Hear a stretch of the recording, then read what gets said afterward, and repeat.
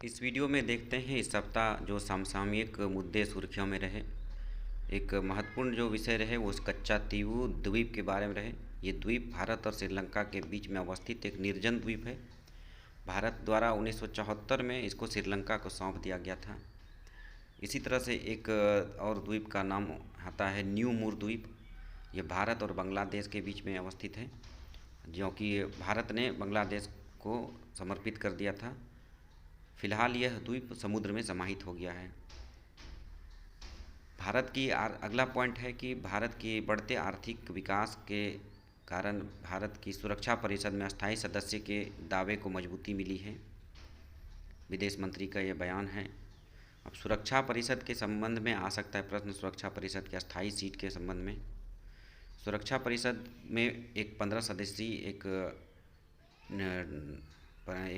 Team है, जिसमें कि 5 अस्थायी सदस्य होते हैं और 10 अस्थायी सदस्य। अस्थायी सदस्यों में आता है अमेरिका, ब्रिटेन, फ्रांस, रूस, चाइना, जबकि 10 अस्थायी सदस्यों का चुनाव हर 2 वर्ष पर किया जाता है। भारत सुरक्षा परिषद के अस्थायी सदस्य के लिए, परमानेंट सदस्य के लिए अपने दावे को बराबर लगातार पेश करता आया है।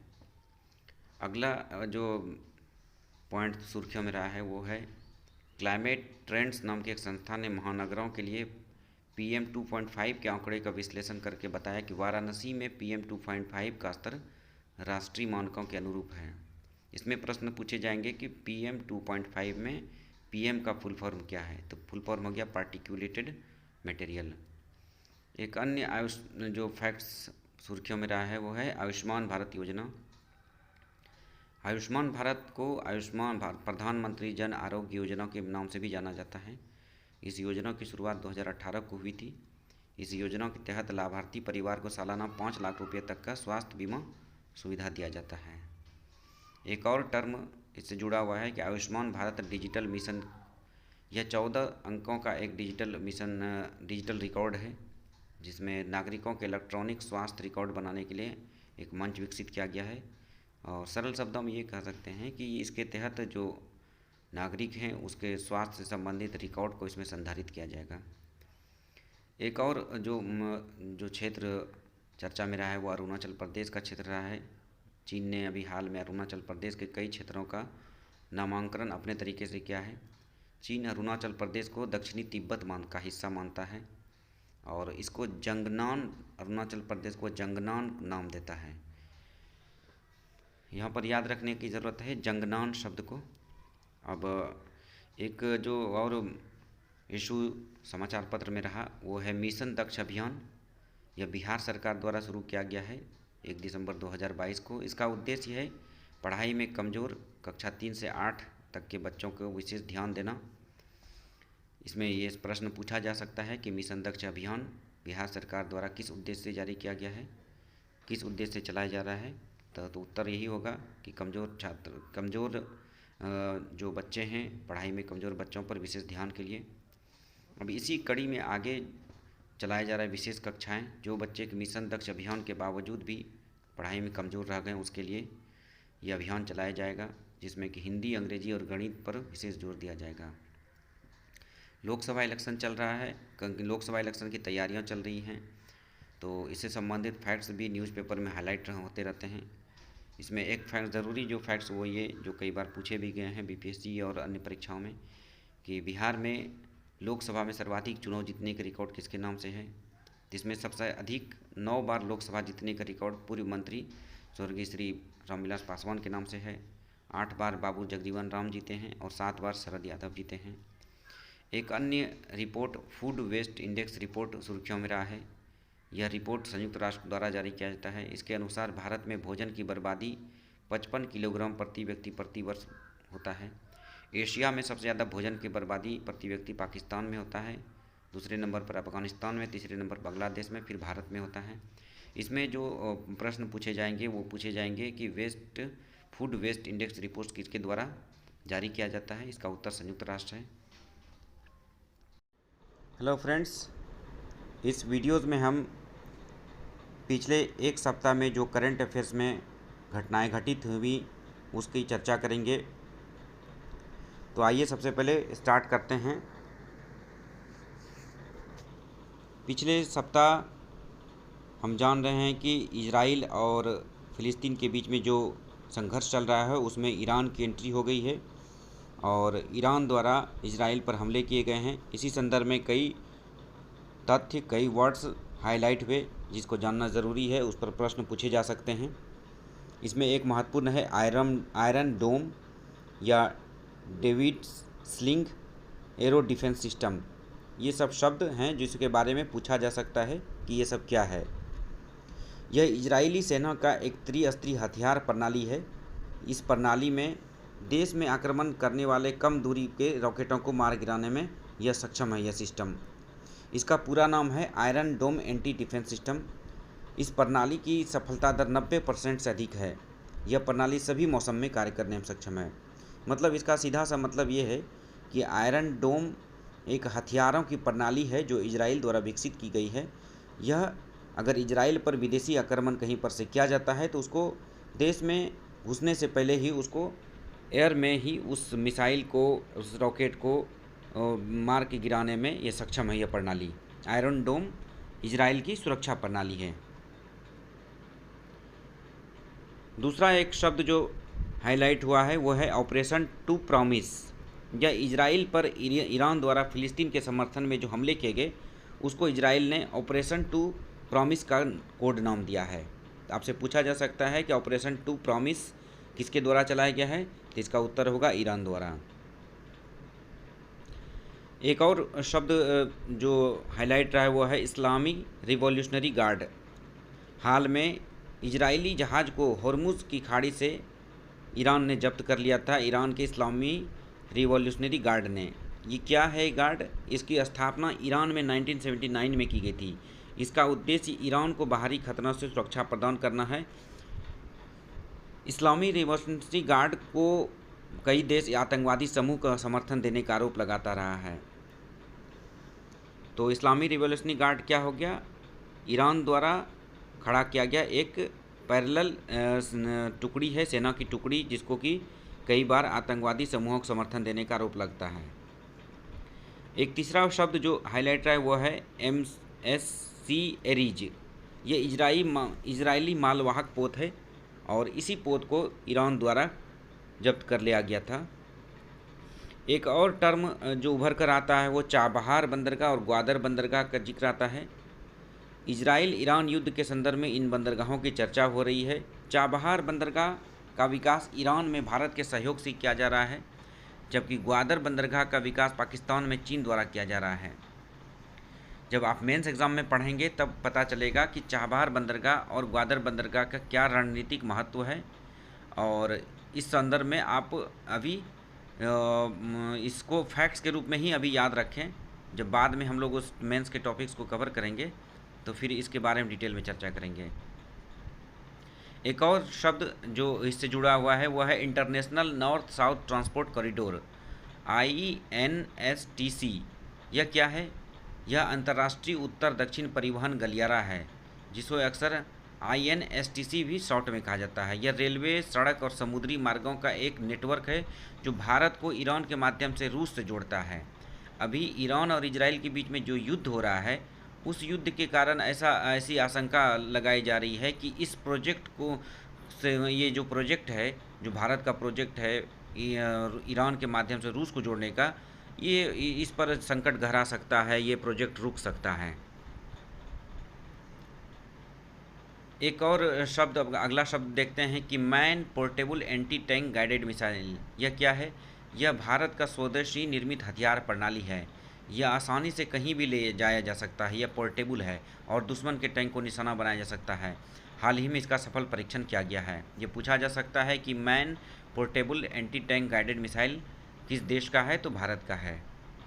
अभी न्यूज़ में चर्चा में रहा है काली खांसी। हाल में कई देशों, चाइना, अमेरिका, ब्रिटेन, फिलीपींस और चेक गणराज्य नीदरलैंड में काली खांसी से कई मौतें हुई हैं। इसके बारे में थोड़ा सा जान लेना चाहिए। काली खांसी का रोग क्या है? यह रोग बच्चों और शिशुओं को ज़्यादा विशेष रूप से प्रभावित करता है।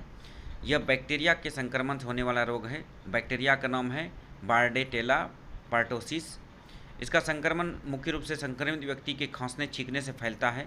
काली खांसी में बुखार, छींक आना, आँख और नाक से पानी निकलता है और इसका इलाज टीकाकरण से संभव है। एक महत्वपूर्ण जो योजना बिहार सरकार द्वारा चलाई जा रही है वो चौर विकास योजना है। ये भी अभी काफ़ी न्यूज में रही है। चौर विकास योजना क्या है, इसको जान लेते हैं। मुख्यमंत्री 7 निश्चय पार्ट 2 के तहत इस योजना से आर्द्र भूमि के विकास के साथ साथ पर्यावरण एवं भूतल जल संरक्षण के साथ ही लोगों की जीविका बढ़ाने के उद्देश्य योजना लाई गई थी। मतलब मुख्यमंत्री 7 निश्चय योजना का ये पार्ट है और इस योजना के तहत किसानों को तालाब बनाने और जल प्रबंधन के लिए आर्थिक अनुदान दिया जाता है 50 से 70% तक। इसके तहत तालाब बना करके मछली उत्पादन और आसपास के क्षेत्रों में फल उत्पादन के लिए प्रेरित किया जाता है। तालाब के माध्यम से आर्द्र भूमि के जो विकास हैं, आर्द्र भूमि की सुरक्षा को बढ़ावा दिया जाता है। हम जानते हैं कि आर्द्र भूमि पृथ्वी के पर्यावरण के लिए काफ़ी महत्वपूर्ण है। बिहार में कुल जो आर्द्र भूमि है वो सिर्फ 9% पाया जाता है, 9,41,000 हेक्टेयर पर पाया जाता है, जो कि काफ़ी कम है। अगला एक जो इम्पोर्टेंट रिपोर्ट चर्चा में रहा है वो दूरसंचार घनत्व रिपोर्ट रहा है। इस रिपोर्ट को कौन जारी करता है, ये पूछा जा सकता है। इस रिपोर्ट को ट्राई द्वारा जारी किया जाता है, जिसको हम हिंदी में कहते हैं भारतीय दूरसंचार नियामक प्राधिकरण। दूरसंचार घनत्व क्या है, इसको समझ लेते हैं कि किसी क्षेत्र में रहने वाले प्रत्येक 100 व्यक्ति में कितने व्यक्तियों द्वारा दूरसंचार का, मोबाइल का, फ़ोन का इस्तेमाल किया जा रहा है, उससे इसको निर्धारित किया जाता है। दूरसंचार घनत्व के मामले में दिल्ली 1 नंबर पर है, केरल दूसरे नंबर पर है, हिमाचल प्रदेश तीसरे नंबर पर है, जबकि बिहार सबसे निचले स्तर पर है। बिहार में दूरसंचार घनत्व केवल 57% है। इसका मतलब है कि बिहार में प्रत्येक 100 व्यक्ति में केवल 100 व्यक्ति में से 57 लोग ही दूरसंचार से जुड़े हुए हैं, जबकि 43 व्यक्ति संचार सेवाओं से वंचित हैं। बिहार के बाद सबसे कम दूरसंचार घनत्व वाले राज्य हैं उत्तर प्रदेश, मध्य प्रदेश, असम। एक और इम्पॉर्टेंट रिपोर्ट जारी हुआ है, इसको देख लेते हैं। Asian development outlook report. ये पूछा जा सकता है कि किसके द्वारा जारी किया जाता है। Asian development outlook report Asian development bank द्वारा जारी किया जाता है। इस रिपोर्ट द्वारा बताया गया है कि भारत की वृद्धि दर 2024-25 में 7% रहेगी। एक अन्य महत्वपूर्ण न्यूज जो खबरों में रहा है वो है QS विश्वविद्यालय रैंकिंग। यह किसके द्वारा जारी किया जाता है, लंदन स्थित उच्च शिक्षा विशेषज्ञों की टीम द्वारा जारी किया जाता है। इसके अनुसार JNU भारत का सर्वश्रेष्ठ विश्वविद्यालय है, जिसने विश्व में 20वां स्थान प्राप्त किया है, जबकि 22वें स्थान पर IIM अहमदाबाद को रखा गया है। इस सूची में जो 5 विश्वविद्यालय टॉप विश्वविद्यालय हैं उसमें ब्रिटेन के ससेक्स यूनिवर्सिटी को रखा गया है, दूसरे नंबर पर ऑक्सफोर्ड यूनिवर्सिटी, तीसरे नंबर पर SOS लंदन विश्वविद्यालय, चौथे नंबर पर लंदन स्कूल ऑफ इकोनॉमिक्स और 5वें नंबर पर कैम्ब्रिज विश्वविद्यालय को रखा गया है। अगला जो इम्पोर्टेंट न्यूज चर्चा में रहा है वो वर्ल्ड साइबर क्राइम इंडेक्स रहा है। यह इंडेक्स विश्व में पहली बार जारी किया गया है। इस इंडेक्स को ऑक्सफोर्ड विश्वविद्यालय द्वारा जारी किया गया है। इसमें साइबर अपराध के खतरों के आधार पर देश की रैंकिंग की गई है। टॉप 10 देश साइबर अपराध सबसे अधिक जो होता है उसमें रूस सबसे पहला स्थान है, फिर यूक्रेन है, फिर चीन है। मतलब रूस में सबसे ज़्यादा साइबर क्राइम होता है, दूसरे नंबर पर यूक्रेन आता है, तीसरे नंबर पर चाइना आता है, चौथे नंबर पर USA आता है। वर्ल्ड साइबर क्राइम इंडेक्स में भारत को 10वां स्थान प्राप्त है। अब अगला जो एक इम्पॉर्टेंट न्यूज़ था वो हीट इंडेक्स के संबंध में था। हीट इंडेक्स दिल्ली में हीट इंडेक्स की शुरुआत की गई है। अगर ये पूछा जाएगा कि हीट इंडेक्स किसके द्वारा, किस राज्य के द्वारा प्रारंभ किया गया है, हाल ही में भारत के किस राज्य द्वारा हीट इंडेक्स को प्रारंभ किया गया है, तो उसका उत्तर होगा दिल्ली। यह 4 रंगों के आधार पर हीट इंडेक्स को तैयार किया गया है। हीट इंडेक्स के माध्यम से गर्मी का सटीक अंदाज़ा लगाना संभव है। यह 4 रंग कौन सा है, हरा रंग, पीला रंग, नारंगी रंग, लाल रंग। हरा रंग जब 0 से 40 डिग्री तक टेम्परेचर रहेगा तो हरा रंग दर्शाएगा, और 40 डिग्री से 50 डिग्री तक बीच में टेम्परेचर अगर रहता है तो पीला रंग दर्शाएगा, और 50 से 60 डिग्री टेम्परेचर को नारंगी रंग से दर्शाया जाएगा। इसी प्रकार से 60 से ऊपर के जो टेम्परेचर को लाल रंग से दर्शाया जाएगा। तो ये था आज का इस सप्ताह जो भी करंट अफेयर्स में टॉपिक्स चर्चा में रहे उसके संबंध में हमने डिटेल में बताया। जो भी प्रश्न पूछे जाएंगे आई होप कि इसे सॉल्व करने की स्थिति में आप लोग रहेंगे। फिर मिलते हैं हम अगले सप्ताह जो भी करंट अफेयर्स घटित होंगे उसके साथ। Thank you. Hello friends, BPSC के पीटी के एग्ज़ाम को ध्यान में रखते हुए करंट अफेयर्स का ये सेशन लाया गया है। आज के इस वीडियो में जो करंट अफेयर्स के कुछ घटनाएं जो घटित हुए हैं उसकी हम चर्चा करेंगे। तो चलिए प्रारंभ करते हैं। हाल ही में राजगीर या राजगिरा में भारतीय पुरातत्व सर्वेक्षण विभाग द्वारा खुदाई की गई है और खुदाई में ये पता चला है कि वहाँ पर पूर्व मौर्यकालीन और गुप्तकालीन काफ़ी अवशेष पाए गए हैं, जिसमें भारत की जो नगर प्रणाली है, वहाँ की उत्तम जल व्यवस्था, जो वहाँ की जो स्वच्छता प्रणाली थी और जो संरचनाएं थी, कंक्रीट की सड़कें, इस सब का पता चला है, जिससे मगध के इतिहास को नए सिरे से लिखा जा सकता है। तो ये प्रश्न पूछा जा सकता है कि भारतीय पुरातत्व सर्वेक्षण विभाग द्वारा हाल में कहाँ खुदाई की गई थी जिससे मगध के इतिहास को एक नए सिरे से परिभाषित किया है। तो इसका उत्तर होगा राजगीर का किला मैदान। अगला है पॉइंट कि संयुक्त राष्ट्र जनसंख्या कोष की विश्व जनसंख्या स्थिति रिपोर्ट 2024 जारी की गई है। ये बहुत ही महत्वपूर्ण है, इस पर प्रश्न पूछे ही जाएंगे। रिपोर्ट के अनुसार भारत की आबादी बढ़ कर के 1.5 अरब के करीब पहुंच गई है, 144.17 करोड़, जो विश्व में सर्वाधिक है। मतलब चीन की आबादी दूसरे नंबर पर चली गई है, जो कि पहले नंबर पर थी। चीन की अब आबादी हो गई है 142.5 करोड़। भारत में पुरुषों की तुलना महिलाओं की जीवन प्रत्याशा में वृद्धि हुई है। मतलब एक पुरुष की जीवन प्रत्याशा अगर 71 वर्ष है तो महिला 74 वर्ष है। जीवन प्रत्याशा का मतलब हो गया कि एक व्यक्ति कितना दिन तक जीवित रह सकता है, उसकी संभावना है। रिपोर्ट के अनुसार अगले 77 वर्षों में भारत की जनसंख्या दुगुनी हो जाएगी। वर्ष 2050 तक भारत में दुनिया के 17% बुजुर्ग होंगे भारत में, और वर्तमान में 7% से भी कम है। बुजुर्ग व्यक्ति उसको कहा जाता है जिसकी उम्र 65 वर्ष से अधिक हो, और वर्तमान में युवा आबादी 15 से 64 वर्ष तक वाले 68% हैं। इसमें मुख्य रूप से प्रश्न आपके पूछे जो जाएंगे वो ये है कि भारत की आबादी कितनी हो गई है उसके संबंध में पूछे जाएंगे, और महिला और पुरुष की जीवन प्रत्याशा के संबंध में पूछे जा सकते हैं। एक महत्वपूर्ण जो घटना घटी है वो ये है कि रेगिस्तानी देश संयुक्त अरब अमीरात में रिकॉर्ड बारिश दर्ज की गई है, और इसके पीछे कृत्रिम बारिश या क्लाउड सीडिंग जैसे शब्दों का इस्तेमाल सुर्खियों में रहा है न्यूज़ में। देख लेते हैं क्या है कृत्रिम बारिश या क्लाउड सीडिंग। यह वर्षा कराने का एक कृत्रिम साधन है। इसमें बादलों में ठोस कार्बन डाइऑक्साइड, जिसको अंग्रेजी में ड्राई आइस भी कहा जाता है, या सिल्वर आयोडाइड का छिड़काव किया जाता है। इससे कृत्रिम वर्षा कराया जाता है। भारत में भी प्रोजेक्ट रेन ड्रॉप चलाया गया था गुजरात में कृत्रिम वर्षा कराने के लिए। तो आपसे पूछा जा सकता है कि क्लाउड सीडिंग क्या है, तो आप का उत्तर होगा यह कृत्रिम तरीका है वर्षा कराने का। अगला पॉइंट है कि टाइम मैगजीन की 2024 की प्रभावशाली व्यक्तियों की रिपोर्ट जारी की गई है। इस रिपोर्ट में पूछा जा सकता है कि किन किन लोगों का नाम है, इसमें से कुछ ऑप्शन दे करके आपसे पूछा जा सकता है। इस रिपोर्ट में जो साक्षी मलिक है पहलवान, ओलंपियन पहलवान, उसका नाम है। अभिनेत्री आलिया भट्ट का है। माइक्रोसॉफ्ट के सीईओ सत्य नडेला का है। विश्व बैंक के अध्यक्ष अजय बंगा का है। भारतीय ब्रिटिश अभिनेता देव पटेल का नाम है। इसके अतिरिक्त जिगर शाह का है। इसके अतिरिक्त प्रियवंदा नटराजन है। भारतीय मूल की रेस्तरां मालकिन आसमा खान का है। रूसी विपक्षी नेता की पत्नी यूलिया नवलानी का है। ये सब मुख्य नाम है जिसको याद रखने की ज़रूरत है, पूछा जा सकता है। इजराइल फिलिस्तीन ईरान विवाद के कारण भारत पर क्या असर पड़ेगा, ये आर्थिक जो पॉइंट ऑफ व्यू से इस पर प्रश्न पूछे जा सकते हैं इकोनॉमिक्स के क्वेश्चंस में। इससे असर ये पड़ेगा कि चूँकि भारत अरब देशों से अपनी 2/3 तेल की ज़रूरत को पूरा करता है, इस क्षेत्र में अगर युद्ध छिड़ता है तो तेल की आपूर्ति बाधित हो जाएगी, जिससे तेल की कीमतों में उछाल आ सकता है।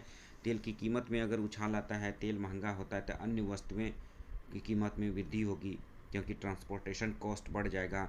अन्य वस्तुओं की कीमत बढ़ेगी तो महंगाई बढ़ जाएगी देश में। भारत में मानसून के संदर्भ में एक दो शब्द जो काफ़ी चर्चा में रहा है अभी, डायपोल और एल नीनो के संबंध में। भारतीय मौसम विभाग का कहना है कि भारत में और बिहार में इस बार सामान्य से ज़्यादा बारिश होगी। और इस संदर्भ में उनके द्वारा दो शब्द का इस्तेमाल किया जा रहा है, डायपोल और एल नीनो का शब्द। डायपोल क्या है देख लेते हैं कि हिंद महासागर में डायपोल क्या है। इंडियन ओशन डायपोल को भारतीय नीनो कहा जाता है और इसके सकारात्मक रहने पर भारत में अधिक वर्षा होती है, जबकि नकारात्मक रहने पर वर्षा कम होती है। वहीं उसके विपरीत मतलब एल नीनो भी एक शब्द है जो कि मानसून के संदर्भ में इसकी चर्चा की जाती है। एल नीनो क्या है देख लेते हैं। एल नीनो एक स्पेनिश शब्द है जिसका अर्थ होता है छोटा बच्चा। एल नीनो मध्य प्रशांत महासागर में एक गर्म जलधारा है जिससे वहाँ का पानी अधिक गर्म हो जाता है। यह हर 2 से 5 साल में उत्पन्न होता है। इससे भारतीय उपमहाद्वीप में अधिक गर्मी और सूखा और कम बारिश की संभावना बनती है। मतलब सरल शब्दों में यह है कि एल नीनो अगर जिस वर्ष प्रभावी रहेगा उस वर्ष भारत में वर्षा कम होती है। एल नीनो भारतीय मानसून को लाने में एक तरह से रुकावट पैदा करता है। एक अन्य जो शब्द चर्चा में रहा है वह है trip fuel, route diversion fuel, minimum destination fuel, जिसको MDF भी कहते हैं, mayday fuel, holding fuel, contingencies fuel. ये सभी शब्द विमान या वायुयान से जुड़ा हुआ है, जो कि आपात स्थिति में वायुयान की ईंधन की आवश्यकताओं से रिलेटेड है। विमान दुर्घटनाओं के संबंध में हाल में यह शब्द चर्चाओं में रहा है। आपसे ये सब पूछा जा सकता है, ये सब वर्ड्स। पेरिस में ओलंपिक खेल का आयोजन होने जा रहा है, इस पर नज़र बनाए रखना है। इस पर भी प्रश्न पूछे ही जाएंगे। एक प्रश्न जब पूरी खेल संपन्न हो जाएगी तब इसके बारे में डिटेल में वीडियो बनाएंगे। एक शब्द जो चर्चा में रहा है कई महीने से वो है ऑक्स। आपसे पूछा जा सकता है ऑक्स क्या है, ऑक्स किस देशों का गठबंधन है। 2021 में ये गठित हुआ है और हिंद प्रशांत क्षेत्र में चीन पर नज़र रखने के लिए बनाया गया है गठबंधन है। यह संगठन चीन के खिलाफ सुरक्षा को ध्यान में रखते हुए बनाया गया है। इसके सदस्य देश 3 हैं, अमेरिका, ब्रिटेन और ऑस्ट्रेलिया। आपको इस शॉर्ट फॉर्म से ही डिकोड कर सकते हैं या सदस्य देशों का नाम। AU से ऑस्ट्रेलिया, UK से UK हो गया और US हो गया अमेरिका। ऑक्स इसके अंतर्गत सदस्य देश परमाणु पनडुब्बी की तकनीक को साझा करेंगे और साथ ही साथ मिल करके जो विज्ञान प्रौद्योगिकी क्षेत्र में भी साथ में मिल करके काम करेंगे। अगला एक शब्द है इम्पोर्टेंट कि Mars sample return programme MSR, यह चर्चा में रहा है। ये क्या है? अमेरिकी अंतरिक्ष एजेंसी नासा का एक प्रोग्राम है मंगल ग्रह पर जीवन का पता लगाने के लिए। इसके तहत मंगल ग्रह से मिट्टी के नमूने लाकर उसका अध्ययन किया जाएगा। रोवर नासा का मंगल मिशन है जिसके द्वारा हाल ही में सफ़ेद पत्थरों की कुछ तस्वीरें भी भेजी गई थी। आपसे पूछा जा सकता है ये भी प्रश्न कि रोवर किसका मिशन है। पिछले बार भी इस तरह से प्रश्न पूछे गए थे। अगला देख लेते हैं कौटिल्य ग्लोबल अवार्ड 2023 15वें वित्त आयोग के अध्यक्ष NK सिंह को प्रदान किया गया है। एक और महत्वपूर्ण जो न्यूज़ में रहा है वो लंपी रोग रहा है। लंपी रोग क्या है? यह एक वायरल त्वचा रोग है जो वायरस या विषाणु से होता है। यह बीमारी पशुओं में मुख्य रूप से गाय और बैल में होता है। यह मक्खियों या मच्छरों की कुछ प्रजातियों से फैलता है। यह संक्रामक बीमारी है जो एक पशु से दूसरे पशु में फैलता है। इससे त्वचा में गांठ हो जाता है। रोग की चपेट में होने से दूध का उत्पादन घट जाता है। पशुओं में हल्का बुखार के साथ गले और नली और गले में घाव हो जाता है। पैरों में सूजन आ जाता है। श्वास नली में घाव हो जाता है। इसके बचाव के लिए टीकाकरण करवाया जा रहा है। अभी बिहार सरकार के द्वारा भी इस पर टीकाकरण पर जोर दिया जा रहा है। एक और महत्वपूर्ण शब्द था sky tracks world airport award 2024। इस रिपोर्ट के अनुसार दुनिया की 100 सर्वश्रेष्ठ हवाई अड्डों की सूची जारी की गई है और इस सूची में भारत के 4 हवाई अड्डे हैं, दिल्ली, मुंबई, बंगलौर, हैदराबाद। इसमें दोहद का हम्माद हवाई अड्डा दुनिया का सबसे हवाई अड्डा माना गया है। दूसरे नंबर पर सिंगापुर का चांगी, तीसरे पर सियोल इंचियोन एयरपोर्ट है। इसमें मुख्य रूप से प्रश्न पूछे जा सकते हैं कि भारत के कौन से हवाई अड्डे को इसमें रखा गया है और दुनिया का सर्वश्रेष्ठ हवाई अड्डा कौन है। तो दोहा का हम्माद हवाई अड्डा है, इसको याद रखने की ज़रूरत है। एक महत्वपूर्ण अवार्ड जो डिस्ट्रीब्यूट किया गया है best adventure destination, best mountain destination और इमर्जिंग फेस्टिवल डेस्टिनेशन। ये सब बिहार को मिला है। स्टेट कैटेगरी में बाघों की बढ़ती संख्या उसके बेहतर संरक्षण के लिए वाल्मीकि टाइगर रिजर्व को बेस्ट एडवेंचर डेस्टिनेशन अवार्ड मिला है। और इस मौके पर कैमूर हिल्स को बेस्ट माउंटेन डेस्टिनेशन सम्मान दिया गया है।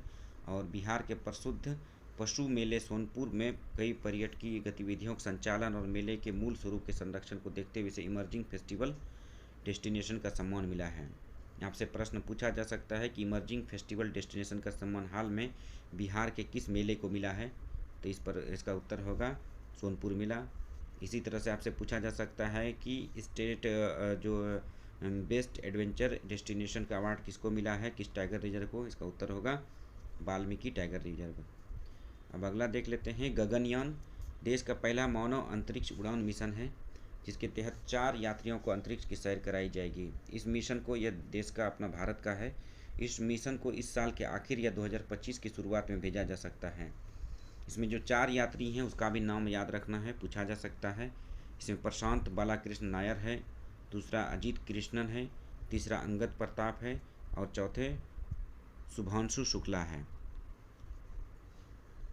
जल संसाधन विभाग ने एक रिपोर्ट जारी किया है और इस रिपोर्ट के अनुसार कई जलाशय जो है बिहार में वो डेड स्टोरेज लेवल तक पहुंच गया है। कौन कौन जलाशय है पूछा जा सकता है। साथ ही साथ ये शब्द जो है डेड स्टोरेज लेवल, इसके बारे में पूछा जा सकता है। ये क्या है देख लेते हैं। डेड स्टोरेज लेवल का मतलब है जलाशय जब बेकार हो जाता है, उसका उपयोग नहीं किया जा सकता है पीने के लिए या पशुओं के पीने के लिए या खेती के लिए, तो उसको डेड स्टोरेज लेवल कहा जाता है। मतलब उसका लेवल इतना नीचे चला गया है कि उसका कोई भी इस्तेमाल नहीं किया जा सकता है।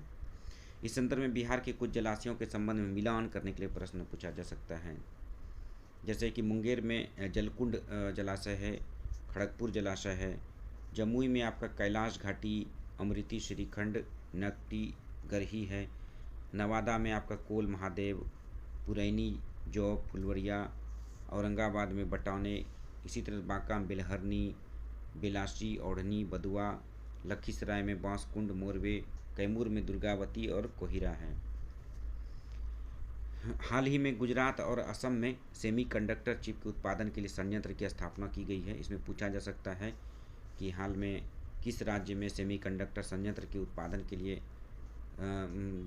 उद्योग की स्थापना की गई है, इसका उत्तर होगा गुजरात और असम। सेमीकंडक्टर संयंत्र क्या है, इसका उपयोग इलेक्ट्रॉनिक उपकरणों में किया जाता है। अभी भारत को बड़े पैमाने पर इसका आयात करना पड़ता है। अब अगला है प्रधानमंत्री सौर घर योजना। यह योजना क्या है, इस योजना के तहत सौर ऊर्जा के उत्पादन को बढ़ावा दिया जाएगा और इसके लिए हर व्यक्ति को अपने छत पर ही सौर पैनल लगाने के लिए अनुदान दिया जाएगा। इस योजना के माध्यम से हर महीने 300 यूनिट तक बिजली मुफ्त उपलब्ध कराई जाएगी। ये प्रश्न पूछा जा सकता है। अभी हाल में सरकार द्वारा ये योजना चलाई गई है। एक अन्य जो शब्द जो चर्चा में रहा है वो OTC या ओवर द काउंटर दवाएं हैं। इसके बारे में पूछा जा सकता है कि ये क्या है OTC दवाएं।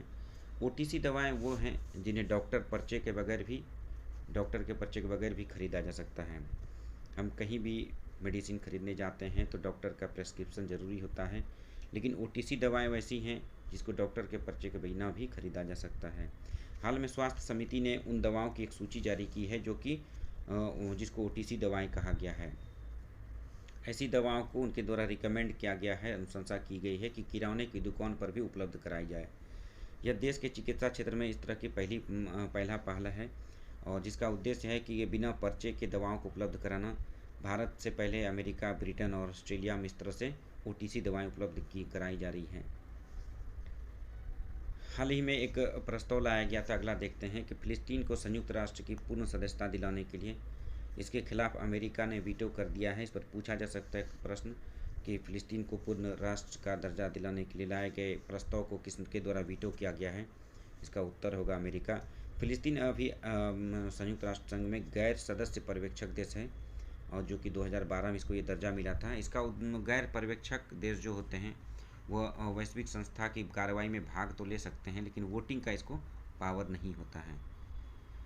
अंत में देख लेते हैं कि भारत के चर्चित जो मसाला ब्रांड एवरेस्ट है उस पर एवरेस्ट के ऊपर सिंगापुर की सरकार ने प्रतिबंध लगा दिया है।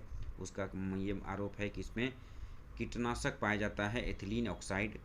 तो इस पर प्रश्न पूछे जा सकते हैं कि हाल में भारत के मसाला ब्रांड पर किस देश द्वारा प्रतिबंध लगाया गया है, तो इसका उत्तर होगा सिंगापुर। तो ये थे आज के इस वीडियो के करंट अफेयर्स, और आई होप कि इससे बहुत सारे प्रश्न पूछे जा सकते हैं। फिर मिलते हैं अगले वीडियो में, हम अगले करंट अफेयर्स के वीडियोस के साथ, उसके जो भी तथ्य होंगे, जो भी घटनाएं घटित होंगी अगले कुछ दिनों में, उसको हम कवर करेंगे उसमें। हेलो फ्रेंड्स, गुड मॉर्निंग, कैसे हैं आप सब? आई होप आप लोग अच्छे होंगे। करंट अफेयर्स के सेशन में आज हम लेकर के आए हैं ये वीडियोस, और जैसा कि हमने पहले भी करंट अफेयर्स का वीडियोस बनाया है, उसी की अगली कड़ी है यह वीडियो। तो देखते हैं क्या एक सप्ताह में करंट अफेयर्स घटित हुए। पहला पॉइंट देखते हैं, ये है प्लैनेट वर्सेस प्लास्टिक, ये चर्चा में रहा है। ये थीम है पृथ्वी दिवस का, और थीम का मकसद है प्लास्टिक से उत्पन्न होने वाले खतरे के प्रति आगाह करना। अगर कहा जाता है कि अगर पेरिस समझौते के लक्ष्य को प्राप्त करना है तो प्लास्टिक उत्पादन में 17% की कमी करनी होगी। बेसिकली इससे आप सबको प्रश्न पूछा जा सकता है कि इस बार के पृथ्वी दिवस का थीम क्या था।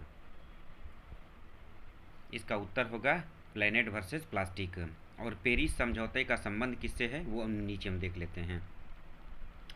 पेरिस समझौता क्या है? जलवायु परिवर्तन पर कानूनी रूप से यह बाध्यकारी अंतर्राष्ट्रीय संधि है। जो जलवायु में परिवर्तन हो रहा है उसको रोकने के लिए, उसके बचाव के लिए एक समझौता हुआ है वैश्विक स्तर पर, इसी को पेरिस समझौता कहा जाता है। यह हुआ है 12 सितंबर 2015 को पेरिस में हुआ है, फ्रांस में। संयुक्त राष्ट्र जलवायु परिवर्तन सम्मेलन, जिसको कॉप सम्मेलन कहा जाता है, उसमें इसको अपनाया गया है। यह 4 नवंबर 2016 को लागू हुआ है। पेरिस समझौता क्या है? एक अंतर्राष्ट्रीय संधि है जिसका लक्ष्य है कि वैश्विक औसत तापमान को औद्योगिक पूर्व औद्योगिक स्तर से 2 डिग्री सेल्सियस नीचे रखना, और तापमान वृद्धि को पूर्व औद्योगिक स्तरों से 1.5 डिग्री सेल्सियस तक सीमित रखने का प्रयास करना है। इसका मूल उद्देश्य ये है ये बताने का कि पेरिस समझौता अगर आपसे अगर पूछा जा सकता है कि यह किस चीज़ से संबंधित है, तो जलवायु परिवर्तन से संबंधित है। अब अगला एक पॉइंट जो चर्चा में रहा है वो है नेतन्याह यहूदा। ये क्या है? आपसे पूछा जा सकता है मिलान करने के लिए कि हाल में नेतन्याह यहूदा नाम का जो एक डिफेंस आर्मी है वो किस देश का है, तो पूछा जा सकता है। देखिए, इजराइल हमास संघर्ष और ईरान से जो तनाव बढ़ रहा है उसके कारण अमेरिका ने इजराइल को एक जो है चेतावनी दिया है कि क्या चेतावनी दिया है कि वह इजरायली डिफेंस फोर्स की एक कट्टरपंथी सैन्य टुकड़ी है। तो नेतन्याह यहूदा क्या है? इजरायली डिफेंस फोर्स की कट्टरपंथी सैन्य टुकड़ी को यहूदा कहा है। उसने चेतावनी दिया है कि उस पर वो प्रतिबंध लगा सकता है, क्योंकि उस पर मानवाधिकार के फिलिस्तीन के खिलाफ जो युद्ध चल रहा है उसमें इस गुट पर, इस सैन्य टुकड़ी पर मानवाधिकार के उल्लंघन का आरोप है। एक और बिहार का एक महत्वपूर्ण जो न्यूज़ खबरों में रहा है, बिहार के मुख्यमंत्री द्वारा प्रदूषण नियंत्रण बोर्ड के क्षेत्रीय कार्यालय की स्थापना की गई है पूर्णिया और भागलपुर में। तो आपसे पूछा जा सकता है कि हाल में प्रदूषण नियंत्रण बोर्ड के क्षेत्रीय कार्यालय की स्थापना बिहार में कहाँ की गई है, तो इसका उत्तर होगा पूर्णिया और भागलपुर। दोनों एक दूसरे से निकटवर्ती जिला ही है, तो इसको ध्यान में रखने की ज़रूरत है। अगला एक और महत्वपूर्ण बिंदु था कि पटना में एशिया का पहला डॉल्फिन शोध संस्थान की शुरुआत की गई है पटना में, ये पूछा जा सकता है। एक और term internet of things newspaper में चर्चा में रहा है। इंटरनेट ऑफ थिंग्स क्या है? जो स्मार्टफोन है, अगर आपके स्मार्टफोन से आने वाले फ्यूचर में या अभी भी ऐसा हो गया है, सिस्टम हो गया है कि आपके स्मार्टफोन से आपके घर के सभी उपकरण वो कनेक्ट हो जाते हैं। और जैसे जैसे हम एडवांस युग में आते जाएंगे तो हमारी ज़रूरत की जितनी भी चीज़ें हैं वो हमारे स्मार्टफोन, हमारे मोबाइल से कनेक्ट होती जाएंगी, तो उसी को इंटरनेट ऑफ थिंग्स कहा गया है। मतलब आप मोबाइल से कंट्रोल कर सकते हैं दरवाजे को लॉक करने का, आप मोबाइल से कंट्रोल कर सकते हैं अपने फ्रिज को, अपने एसी को, अपने कार को, तो इसी को इंटरनेट ऑफ थिंग्स कहा जाता है। मतलब इलेक्ट्रॉनिक उपकरणों का स्मार्टफोन से जुड़ाव। अगला एक अनुच्छेद, संविधान का अनुच्छेद 105 और 194 बहुत इम्पोर्टेंट है, इस पर प्रश्न पूछा ही जाएगा। ये दोनों अनुच्छेद काफ़ी चर्चा में रहा है। चर्चा में क्यों रहा है? ये दोनों अनुच्छेद सांसदों और विधायकों को शक्ति और विशेषाधिकार देता है बोलने का। संसद में कोई भी सांसद बोल सकता है संविधान के अनुच्छेद 105 के तहत, और विधानसभा में विधायक बोल सकता है 194 के तहत। उनको बोलने का पूरा अधिकार रहता है।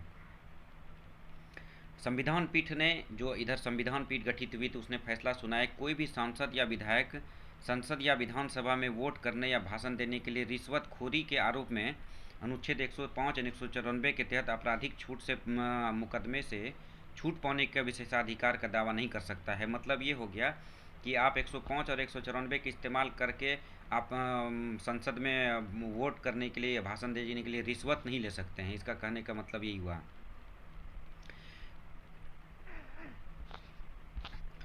इस दरअसल 1998 में एक फैसला आया था जिसमें कि एक केस था पीवी नरसिम्हा राव बनाम सीबीआई मामला। इसमें ये फैसला दिया गया था कि सांसदों और विधायकों को रिश्वत लेकर सदन में वोट करने पर, अगर वोट करता है वो, तो उस पर कोई भी आपराधिक मुकदमा नहीं चलाया जा सकता है। लेकिन इसी फैसले को हाल में सुप्रीम कोर्ट द्वारा पलट दिया गया है और कहा गया है कि नहीं, अब उस पर आपराधिक मुकदमा चलाया जा सकता है रिश्वतखोरी के आरोप में। आप 105 और 194 जो अभिव्यक्ति की स्वतंत्रता देता है सांसदों और विधायकों को अपने अपने सदन में, उसका सहारा लेकर के आप रिश्वतखोरी नहीं कर सकते, आपके ऊपर वो आपराधिक मुकदमा चलाया जाएगा। अगला एक महत्वपूर्ण चर्चा में था पद्म विभूषण पुरस्कार। पूर्व उपराष्ट्रपति माननीय एम वेंकैया नायडू और सुलभ इंटरनेशनल के संस्थापक बिंदेश्वरी पाठक को मरणोपरांत, और प्रसिद्ध भरतनाट्यम निरंगना पद्मा सुब्रमण्यम को पद्म विभूषण दिया गया है। ये याद रखने की जरूरत है। एम वेंकैया नायडू, बिंदेश्वरी पाठक और पद्मा सुब्रमण्यम को दिया गया है। जबकि डॉक्टर सीपी ठाकुर, मिथुन चक्रवर्ती, उषा उत्थुप और यूपी के पूर्व राज्यपाल राम नाईक और सीताराम जिंदल को पद्म भूषण से सम्मानित किया गया है। अब क्या होता है ये पुरस्कार देख लेते हैं। भारत रत्न के बाद भारतीय गणराज्य का दूसरा सबसे बड़ा नागरिक पुरस्कार है ये। 2 जनवरी 1954 को स्थापित किया गया था। यह पुरस्कार असाधारण और विशिष्ट सेवा के लिए दिया जाता है। भारत सरकार अलग अलग क्षेत्रों में अच्छा कार्य करने वाले को यह पुरस्कार दिया जाता है। 3 श्रेणी में दिया जाता है, पद्मश्री, पद्म भूषण, पद्म विभूषण। तीनों ही पुरस्कारों में किसी तरह धनराशि नहीं दिया जाता है। एक अगला न्यूज में रहा है कि sportsman of the year Novak जोकोविच को दिया गया है, जिसने फेडरर की बराबरी किया है। और नोवाक जोकोविच 5वीं बार स्पोर्ट्समैन ऑफ द ईयर बने हैं। और स्पेन की फुटबॉलर स्टार एटाना बोनमाती को वर्ष की सर्वश्रेष्ठ स्पोर्ट्स वुमेन बनाया गया है, स्पेन की। अगला एक महत्वपूर्ण बिंदु था जलवायु परिवर्तन के सबसे संवेदनशील 14 जिले बिहार में पाए गए हैं। भारत में जलवायु परिवर्तन के 50 संवेदनशील जिलों को चिन्हित किया गया है, जिसमें 14 जिले बिहार के ही हैं। और ये ऐसा आंकड़ा भारत सरकार के विज्ञान प्रौद्योगिकी विभाग द्वारा दिया गया है। कौन कौन से जिले हैं देख लेते हैं एक बार, हालांकि पूछ भी सकते हैं इस पर प्रश्न। अररिया है, किशनगंज है, पूर्णिया है, जमुई है, शिवहर है, मधेपुरा है, पूर्वी चंपारण है, लखीसराय है, सिवान है, सीतामढ़ी है, खगड़िया है, गोपालगंज है, मधुबनी है, बक्सर है। इसको आप मैप के माध्यम से याद रख सकते हैं, मैप में लोकेट करके याद कर सकते हैं। अगला है कि देश में पहली बार नदी के नीचे मेट्रो प्रोजेक्ट को स्टार्ट किया गया है। प्रधानमंत्री ने कोलकाता में हुगली नदी के नीचे भारत की पहली अंडर वाटर मेट्रो टनल का उद्घाटन किया है। देश में किसी भी नदी के अंदर इस तरह के मेट्रो ट्रेन चलाने का पहला यह प्रोजेक्ट है। तो आपसे पूछा जा सकता है कि किस नदी के नीचे, तो हुगली नदी के नीचे ये प्रारंभ किया गया है अंडर वाटर मेट्रो टनल। आपको बहुत सारे जो एक वर्ड्स न्यूज में रहा है, आपको इसे वन लाइनर क्वेश्चंस या मिलान करने के लिए पूछा जा सकता है। इसमें एक शब्द था टारगेट, जो कि एक ड्रोन है, और एक और शब्द है जटायु। यह लक्षद्वीप में सैनिक अड्डा भारत ने बनाया है, उसका नाम है। आइरिस यह आर्टिफिशियल इंटेलिजेंस शिक्षिका है और आइरिस नाम रखा गया इसको। डेविस या दानव या 12 पी पाउंड्स ब्रुक्स यह एक धूमकेतु है जो कि न्यूज में रहा है, चर्चा में रहा है। समा, इसी तरह समा कतर एयरवेज में दुनिया की पहली आर्टिफिशियल इंटेलिजेंस एयर होस्टेस है, मतलब रोबोट है। और आइरिस क्या है, एक रोबोट शिक्षिका है, तो समा है रोबोट एयर होस्टेस है। इसी तरह से गामिनी एक शब्द है जो कि दक्षिण अफ्रीका से जो भारत में जो मादा चीता लाया गया था, उसका नाम गामिनी है। कूनो नेशनल पार्क मध्य प्रदेश में रखा गया है। ये सभी शब्द हाल में के दिनों में किसी न किसी वजह से चर्चा में रहा है, इसलिए हमने इसको आपको सामने रख दिया है। अब अगला पॉइंट है कार्बेट टाइगर रिजर्व के बारे में। अवैध निर्माण और पेड़ों की कटाई को लेकर के काफ़ी चर्चा में है ये। जो कोर्ट है, माननीय उच्च न्यायालय है, उसने इस पर जो है कड़ी फटकार लगाई है। वहाँ के जो पदाधिकारी हैं पेड़ों की कटाई को लेकर के। देश के राष्ट्रीय उद्यानों के सीमांत क्षेत्र और बफर जोन की भी चर्चा रहा है। सीमांत क्षेत्र और बफर क्षेत्र क्या है? सीमांत क्षेत्र और बफर क्षेत्र ये सभी जो है टाइगर रिजर्व से भी जुड़े हुए क्षेत्र हैं। और आपसे पूछा जा सकता है कि सीमांत क्षेत्र और बफर जोन इसका संबंध किससे है, तो आप टाइगर रिजर्व को इसका संबंध टाइगर रिजर्व से है। भारत में बाघों की परियोजना 1973 में शुरू की गई थी, ये याद रखने की ज़रूरत है। अगला पॉइंट है कि बिहार में एक अध्ययन आया कि बिहार में ईंट भट्टों से निकल रहा है सर्वाधिक कार्बन। इसका क्या उपाय है, आपसे पूछा जा सकता है साइंस एंड टेक्नोलॉजी में।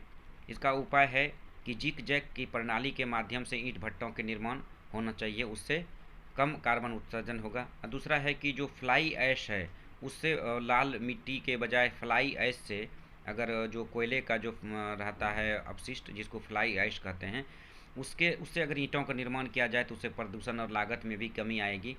और नीचे भी लिखा हुआ है कि राज्य के थर्मल पावर से निकलने वाले फ्लाई ऐश का उपयोग ईंट बनाने में किया जा सकता है। बायोमास पिकेट का उपयोग ईंट बनाने के में करने से प्रदूषण में कमी आएगी। अगला एक पॉइंट है culture ambassador of the year award किसको दिया गया है। इसका पूछा जा सकता है कि बिहार में culture ambassador of the year award हाल में किसको दिया गया है, तो इसका उत्तर होगा मैथिली ठाकुर। और माननीय प्रधानमंत्री ने कंटेंट क्रिएटर्स की श्रेणी में ये अवार्ड दिया है मैथिली ठाकुर को। एक और महत्वपूर्ण जो चर्चा में रहा है बिंदु वो है सेला सुरंग। पूछ सकते हैं सेला सुरंग कहाँ पर बना है हाल ही में, तो इसका उत्तर होगा अरुणाचल प्रदेश के कामेंग जिला में बना है। यह 13,000 फुट की ऊंचाई पर दुनिया की सबसे लंबी 2 लेन वाली टनल है। यह टनल परियोजना एलएसी की ओर जाने वाली अलग रास्ता बनाती है। यह सैन्य कर्मियों और उपकरणों को बिना रुकावट आवाजाही के सुनिश्चित करेगा। यह क्या चीन के साथ एलएसी के पास तेजपुर को तवांग से जोड़ेगा। सेला कहाँ है? अरुणाचल प्रदेश के कामेंग जिला में, और तेजपुर को तवांग से जोड़ेगा और हमारे एलएसी बॉर्डर के करीब है ये। अगला पॉइंट है मिस वर्ल्ड का ताज। चेक गणराज्य की क्रिस्टीना को मिला है इस बार का वह मिस वर्ल्ड का ताज। 8 प्रतिभागियों में भारत की सीनी शेट्टी रही और करीब 3 दशक के बाद भारत में इसका आयोजन हुआ है। पूछ सकता है आपसे कई तरह से क्वेश्चन कि भारत में 8 प्रतिभागियों में भारत की कौन रही, तो इसका उत्तर है सीनी शेट्टी। और इसका आयोजन कहाँ हुआ था? भारत में हुआ था। और कौन बनी है? तो चेक गणराज्य की क्रिस्टीना। अगला उत्तर ये है पॉइंट है कि यूरोपीय देशों से भारत का मुक्त व्यापार हुआ है।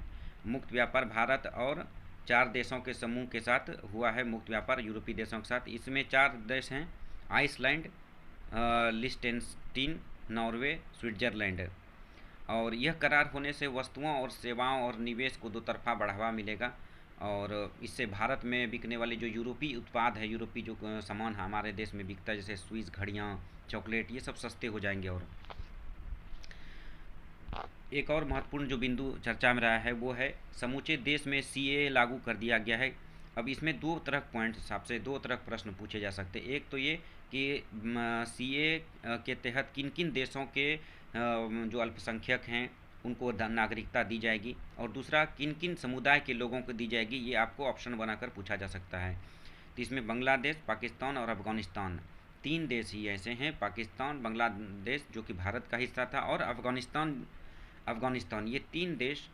और इन 3 देशों से जो भी अल्पसंख्यक समुदाय प्रताड़ित होकर के आएंगे उनको नागरिकता कानून के तहत नागरिकता दी जाएगी। इनमें से कौन कौन से समुदाय हैं वो भी चिन्हित कर दिए गए हैं। इसमें है हिंदू, सिख, जैन, बौद्ध, पारसी और ईसाई। इसमें मुस्लिम नहीं है। तो आपको ये ऑप्शंस दिए जा सकते हैं और पूछे जा सकते हैं, इसको ध्यान रखने की ज़रूरत है। अब एक अगला जो महत्वपूर्ण जो है एक पॉइंट चर्चा में रहा है वो अग्नि 5 के बारे में रहा है। अग्नि 5 क्या है? अपना एक मिसाइल है अग्नि 5। इसको एक अलग टेक्नोलॉजी से लैस किया गया। उस टेक्नोलॉजी का नाम है multiple independently targetable re entry vehicle, यानी कि एक साथ ये कई लक्ष्यों को वह भेद सकता है। यह तकनीक अभी अमेरिका, ब्रिटेन, फ्रांस, रूस, चीन के पास ही है, मतलब जो कि सुरक्षा परिषद के अस्थायी सदस्य हैं उन्हीं के पास है। भारत 6ठा देश है इस टेक्नोलॉजी को हासिल करने वाला। अग्नि 5 एक इंटर कॉन्टिनेंटल बैलिस्टिक मिसाइल है। अब इंटर कॉन्टिनेंटल बैलिस्टिक मिसाइल क्या होता है वो भी देख लेते हैं। यह वह मिसाइल होता है जो कि 5500 किलोमीटर या 3400 मील से अधिक की रेंज तक मार कर सकता है और परमाणु हथियार लेके कैरी कर सकता है। हाल में बिहार में बाल श्रम, अगला देख सकते हैं, बिहार में बाल एवं किशोर श्रम प्रतिषेध एवं विनियमन संशोधन नियमावली 2023 लाया गया है और जिसके तहत यह निर्धारित किया गया है कि एक बच्चा जो भी है उसको 3 घंटे से अधिक समय तक उसको काम में नहीं लगाया जा सकता है। हम जानते हैं कि संविधान के अनुच्छेद 24 में बाल श्रम को निषेध किया गया है। तो पूछा जा सकता है कि बाल श्रम निषेध संविधान के किस अनुच्छेद में है, तो अनुच्छेद 24 है इसका उत्तर। अब अंत में देख लेते हैं, एक और पॉइंट है ऑस्कर अवार्ड, जो एक फिल्म आई थी ओपेनहाइमर, इसको 7 ऑस्कर मिला है ओपेनहाइमर। और वहीं जो है फिल्म पुअर थिंग्स में अभिनय के लिए अभिनेत्री एम्मा स्टोन को बेस्ट एक्ट्रेस का मतलब कि बेस्ट एक्ट्रेस का अवार्ड मिला है और सर्वश्रेष्ठ अभिनेत्री का, और सिलियन मर्फी को सर्वश्रेष्ठ अभिनेता का सम्मान मिला है। तो दोस्तों आज का ये करंट अफेयर्स था और इसी तरह से हम मिलते हैं अगले वीडियो में फिर नए कुछ करंट्स के साथ, और हम आपसे उम्मीद करते हैं कि आप अपना फीडबैक ज़रूर देंगे और जो भी इस वीडियो में चर्चा की गई है वो आपके काम के लायक है। Thank you.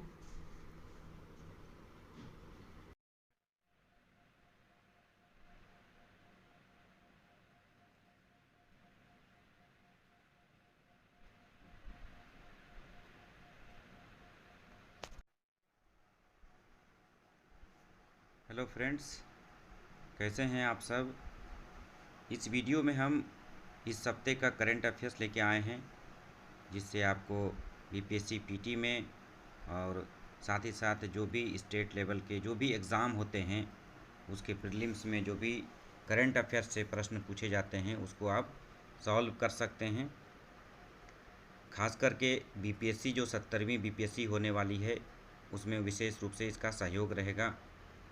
आप सभी लोगों को मालूम है कि बीपीएससी के बदलते हुए पैटर्न में बीपीएससी द्वारा लगभग 34 से 35 जो क्वेश्चंस हैं वो करंट अफेयर से पूछे जा रहे हैं और मार्केट में कहीं भी स्टैंडर्ड कोई बुक नहीं है करंट अफेयर्स का, और इसके लिए ज़रूरी है कि करंट अफेयर्स पर एक अलग तरीके से रणनीति बनाई जाए। और इसी को ध्यान में रखते हुए हमने वीडियो शुरू किया है, प्रारंभ किया है वीडियोज़ को जो करंट अफेयर से संबंधित है। करंट अफेयर से संबंधित हमने इससे पूर्व भी 4 से 5 वीडियोस बनाए हैं, उसी की अगली कड़ी है ये वीडियोस। तो चलिए प्रारंभ करते हैं इस वीडियो को हम और देखते हैं कि इस हफ्ते कौन कौन सी घटनाएं घटित हुई जिससे प्रश्न पूछे जा सकते हैं। सबसे पहला जो चर्चा में रहा है वो ईवीएम और वीवीपैट के संबंध में रहा है। हाल में सुप्रीम कोर्ट ने ईवीएम में दर्ज सभी मतों को वीवीपैट पर्चियों से मिलान करने की याचिका और मत पत्र से चुनाव कराने की मांग जो करने वाली याचिका थी उसको खारिज कर दिया है और उनके द्वारा यह कहा गया है कि चुनाव ईवीएम से ही होगा और पर्ची का 100% मिलान नहीं होगा। हमको ईवीएम और वीवीपैट के संबंध में प्रश्न पूछे जा सकते हैं, एक बार देख लेना चाहिए इसके बारे में। ईवीएम का मतलब होता है इलेक्ट्रॉनिक वोटिंग मशीन। आप सभी लोग जानते हैं, इलेक्शन चल रहा है, इसकी चर्चा बार बार न्यूज़पेपर में हो रही होगी। इसके माध्यम से इलेक्ट्रॉनिक जो साधन है उसके आधार पर ही वोट डाले जाते हैं, वोटों की गिनती ही होती है। ईवीएम में 2 यूनिट होते हैं, कंट्रोल यूनिट और बैलेट यूनिट। और भारत इलेक्ट्रॉनिक्स BEL और ECIL कंपनी है जो कि ईवीएम को बनाने का उसको दिया गया है। और ईवीएम का पहला परीक्षण 1982 में केरल के परवूर विधानसभा क्षेत्र के उपचुनाव में किया गया था। आपसे ये प्रश्न पूछा जा सकता है। और वीवीपैट क्या है, वीवीपैट का फुल फॉर्म पूछा जा सकता है प्रश्न एग्ज़ाम में। तो इसका फुल फॉर्म है कि voter verifiable paper audit trail. ये क्या होता है, ईवीएम में मशीन में जब बटन दबाते हैं तो वीवीपैट मशीन में आपने जिस उम्मीदवार को वोट दिया है उसकी एक पर्ची प्रिंट होकर के दिखने लगती है।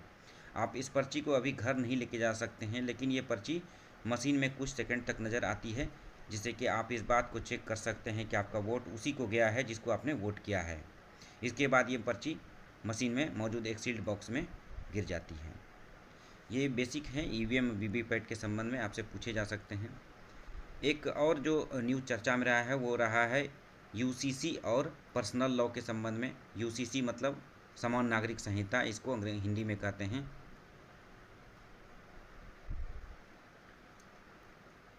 यूसीसी क्या है? सरकार ने अभी हाल में घोषणा किया है कि वो यूसीसी को, समान नागरिक संहिता को, पूरे देश में लागू करेंगे। पर्सनल लॉ को थोपा नहीं जा सकता है। अब यूसीसी क्या है, पर्सनल लॉ क्या है, देख लेते हैं। इसके बारे में फैक्ट्स पूछे जा सकते हैं। भारतीय संविधान के भाग 4 के अनुच्छेद 44 में राज्य के नीति निदेशक तत्व में भारत में सभी समस्त नागरिकों के लिए समान नागरिक संहिता लागू करने के लिए का प्रावधान किया गया है। आपसे पूछा जा सकता है कि भारत के किस अनुच्छेद में इसका प्रावधान है, तो इसका उत्तर होगा अनुच्छेद 44। यूसीसी का अर्थ क्या है कि सभी समुदाय, धार्मिक समुदायों के लिए विवाह के, तलाक के, विरासत के, गोद लेने के नियम एक होंगे। उत्तराखंड पहला ऐसा राज्य है जो कि प्रश्न पूछे जा सकते हैं जिसने कि यूसीसी को लागू कर दिया है। भारत में ऐसा पहला राज्य है उत्तराखंड। अभी क्या है, अभी पर्सनल लॉ लागू है जिसमें से सभी धर्मों के लोगों के लिए विवाह, तलाक, विरासत, गोद लेने के नियम अलग अलग हैं। इसी को एक कंबाइंड करके एक यूनिफॉर्म नियम लागू करने की बात की जा रही है सरकार के द्वारा। अब तीसरा एक न्यूज़ देखते हैं क्या चर्चा में रहा है। जो हाल में कई खाद्य पदार्थ जैसे सेरेलक हो गया, जैसे पोल्ट्री के कुछ उत्पाद हो गया या चावल हो गया, इसको लेकर के कई विदेशी जो विदेश हैं उनके द्वारा उस पर रोक लगा दिया गया है। इसमें कुछ मटेरियल्स को लेकर के आपत्ति दी गई है। उनका मानना है कि इसमें कुछ जो प्रतिबंधित पदार्थ हैं उसका उपयोग किया जा रहा है। इसके द्वारा इसकी जांच हाल में सरकार द्वारा घोषणा की गई कि इन सब की जांच, इन सब मटेरियल्स की जांच की जाएगी FSSAI द्वारा। अब देख लेते हैं ये क्या है। FSSAI का मतलब क्या होता है? इसका फुल फॉर्म हिंदी में होता है भारतीय खाद्य सुरक्षा और मानक प्राधिकरण। यह क्या है इसके बारे में जान लेते हैं, इस पर प्रश्न पूछे जा सकते हैं। यह एक स्वायत्त वैधानिक निकाय है जो भारत में खाद्य सुरक्षा और मानकों को बनाए रखता है। इसको स्वास्थ्य और परिवार कल्याण मंत्रालय द्वारा कंट्रोल किया जाता है और खाद्य सुरक्षा मानक अधिनियम 2006 के अनुसार इसको पावर दिए गए हैं काम करने के लिए। इसकी स्थापना 5 अगस्त 2011 को हुई थी और इसका मुख्यालय नई दिल्ली है और इसके 6 क्षेत्रीय कार्यालय है, दिल्ली, मुंबई, कोलकाता, गुवाहाटी, कोचीन और चेन्नई।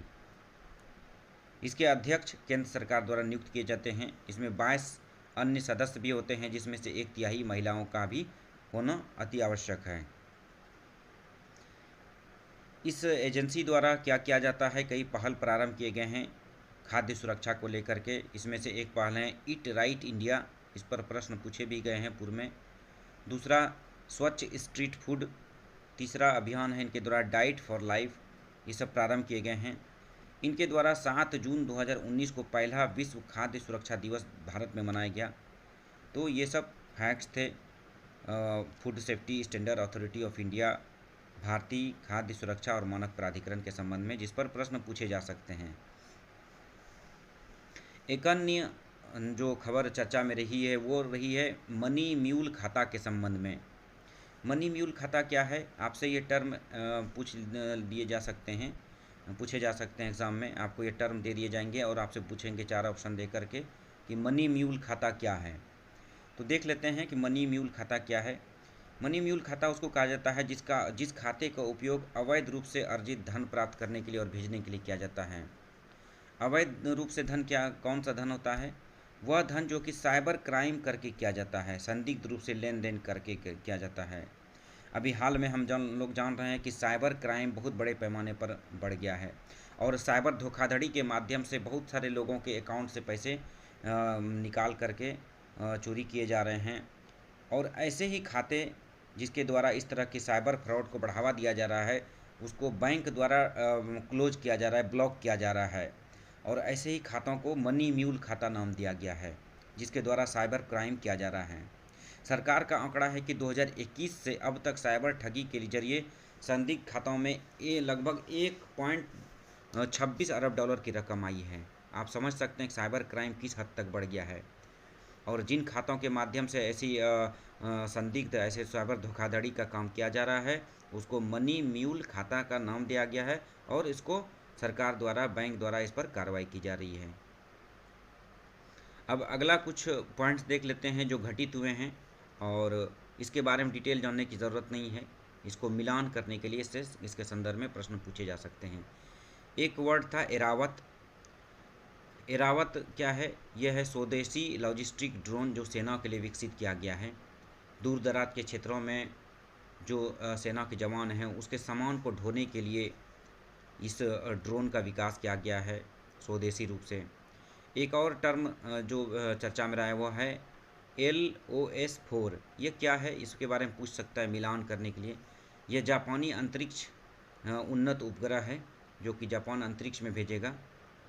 एक भारत शक्ति युद्धाभ्यास हुआ है, और ये कहाँ हुआ है, किसके द्वारा किया गया है, पूछा जा सकता है। पोखरण में भारतीय सेना द्वारा किया गया युद्धाभ्यास है जिसको नाम दिया गया भारत शक्ति। एक इस स्मार्ट वर्ड है जो चर्चा में रहा है। ये क्या है? पनडुब्बी रोधी मिसाइल प्रणाली है स्मार्ट। ये सब वर्ड्स मिलान करने के लिए आपको पूछे जा सकते हैं। हर एक एग्ज़ाम में 2 से 3 मिलान करने के लिए प्रश्न पूछे जाते हैं, और मेरा प्रयास रहता है कि हर वीडियो में एक कम से कम मिलान करने का प्रश्न जो है उसको ज़रूर हम शामिल करें। एक फैक्ट्स न्यूज में आया था कि 2022-23 का आंकड़ा था ये कि आम उत्पादन में बिहार के टॉप 3 जिले कौन कौन हैं उसका आंकड़ा आया था। पहला आता है दरभंगा, दूसरा आता है पूर्वी चंपारण, और तीसरा आता है वैशाली। इसी तरह से लीची उत्पादन में बिहार के 3 टॉप जिलों की चर्चा थी। इसमें एक मुजफ्फरपुर पहले नंबर पर, दूसरे नंबर पर पूर्वी चंपारण, और तीसरे नंबर पर वैशाली आता है। हाल में बहुत एक चर्चित घटना घटी है जिसमें कि ईरान समर्थित जो हूती विद्रोही है उनके द्वारा अरब सागर में, लाल सागर में और अदन की खाड़ी से जो पोत गुजर रहे हैं उसको निशाना बनाया जा रहा है। हूती विद्रोही क्या है इसके बारे में पूछा जा सकता है। लाल सागर, अदन सागर की भौगोलिक स्थिति के संबंध में भी प्रश्न पूछे जा सकते हैं। तो देख लेते हैं कि हूती कौन है। हूती यमन का एक शिया मिलिटेंट ग्रुप है, जिसको कि इस विद्रोही समूह का गठन 1990 में हुसैन अल हूती ने किया था। ये बेसिकली अभी जो समुद्री जो जहाज़ गुजरते हैं, जो समुद्री जहाज़ पर जो कब्जा होता है या पर उस पर आक्रमण होता है या उसकी लूट मार होती है, ये हूती यमन के हूती जो संगठन है उसके द्वारा अंजाम दिया जा रहा है, इसलिए काफ़ी चर्चा में रहा है। आपसे पूछा जा सकता है कि हूती किस देश से जुड़े हुए हैं, तो इसका उत्तर होगा यमन, जो कि अरब प्रायद्वीप का एक देश है। इसी तरह से आपसे पूछा जा सकता है लाल सागर के बारे में, ये कहाँ पर है। लाल सागर एक पानी की एक संकीर्ण पट्टी है जो कि सुएज और मिस्र के दक्षिण पूर्व की ओर होते हुए बाब अल मंडेब जल डमरू मध्य तक फैली हुई है और अदन की खाड़ी से गुजरते हुए अरब सागर में जाकर के मिल जाती है।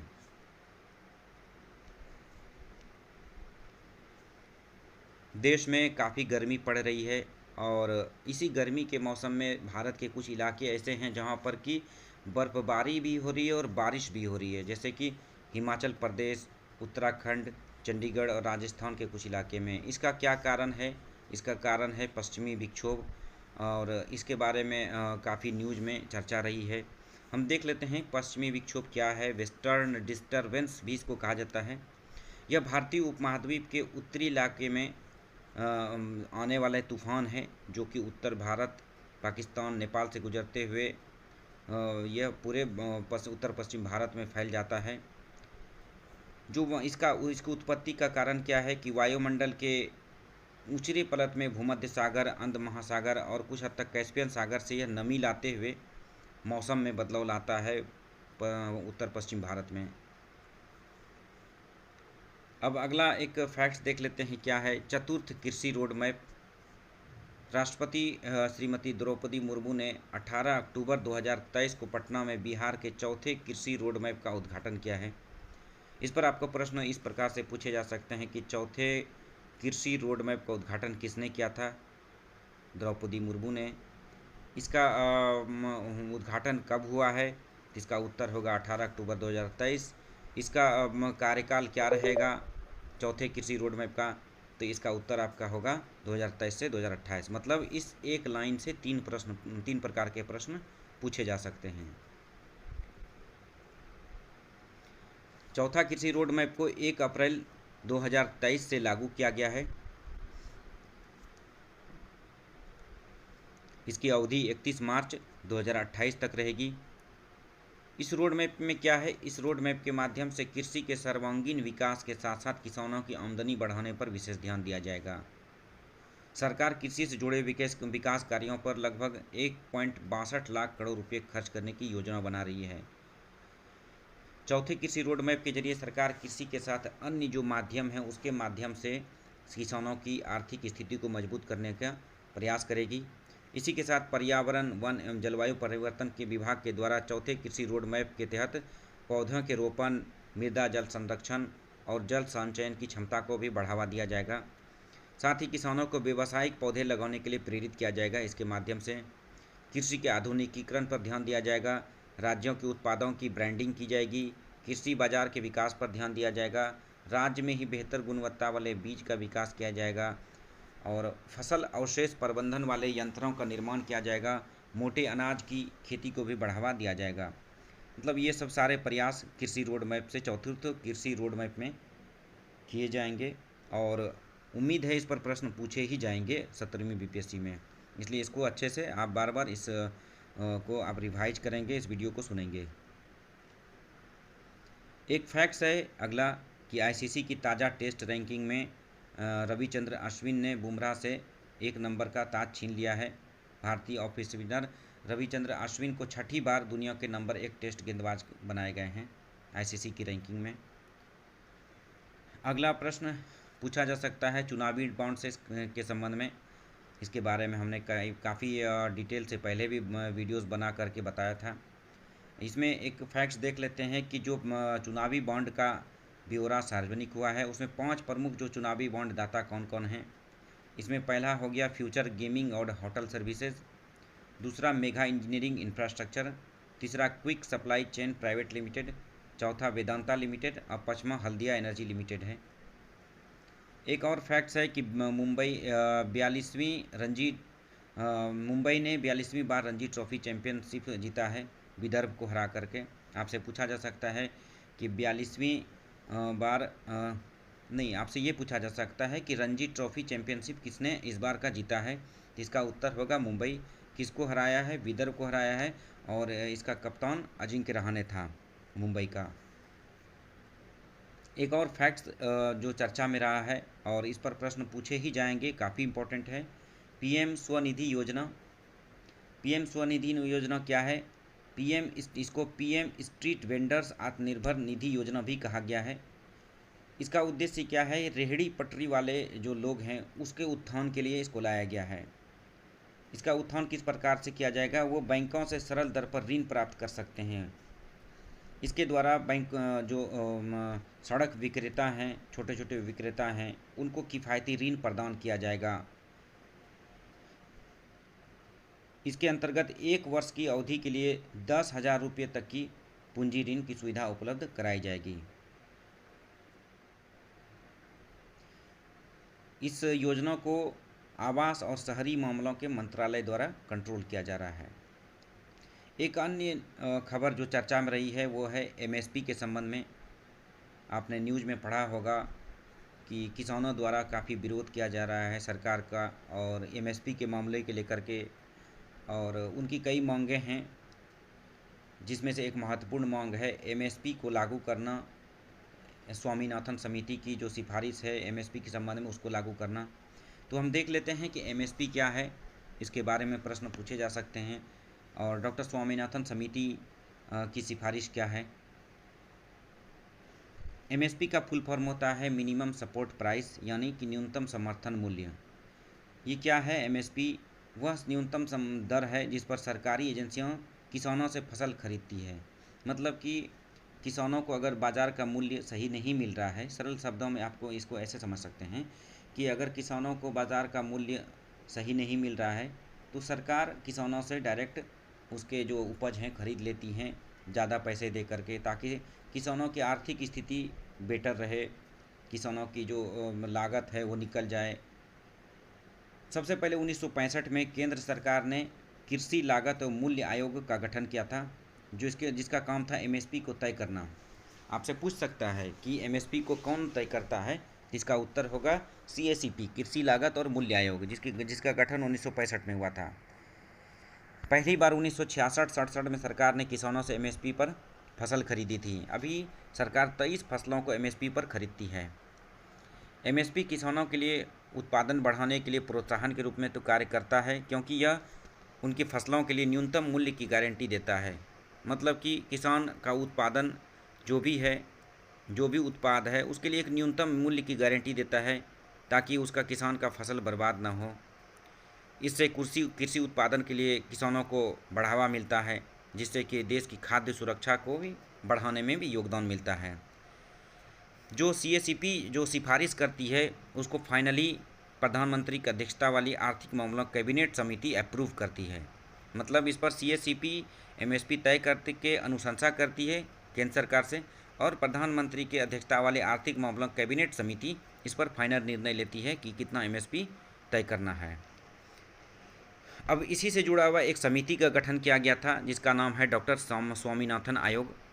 आपसे पूछ सकता है कि स्वामीनाथन आयोग का संबंध किससे है, तो इसका उत्तर होगा कृषि से, एमएसपी से इसका संबंध है।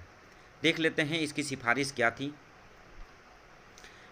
डॉक्टर स्वामीनाथन आयोग का गठन 2004 में किया गया था, और इसका दूसरा नाम था नेशनल कमीशन ऑन फार्मर्स। आपको मालूम होगा डॉक्टर स्वामीनाथन साहब हरित क्रांति के जनक थे और महान कृषि वैज्ञानिक भी थे। इसने जो सिफारिश किया था, इसकी सिफारिश ये थी कि न्यूनतम समर्थन मूल्य औसत लागत, जो ये किसानों की लागत है, उससे 50% ज़्यादा उसको मिलना चाहिए, ताकि छोटे किसानों को फसल का उचित मुआवजा मिल सके। साथ ही साथ उनका यह भी कहना था कि किसानों की फसल की न्यूनतम समर्थन मूल्य केवल कुछ फसलों तक ही सीमित न रखें, बल्कि और भी फसलों को इसके अंदर ऐड करें, उसको भी एमएसपी प्रदान करें। उनका यह भी सिफारिश था कि गुणवत्ता वाले बीज किसानों को कम दामों पर उपलब्ध कराएं, ताकि किसान ज़्यादा से ज़्यादा उपज कर सकें। इसके जो फार्मूले हैं उसको C2+50 नाम दिया गया है। आपसे पूछा जा सकता है कि C2+50% का फॉर्मूला किससे संबंधित है, तो इसका सही उत्तर होगा एमएसपी से संबंधित है। अब एक अगला देख लेते हैं तथ्य क्या है।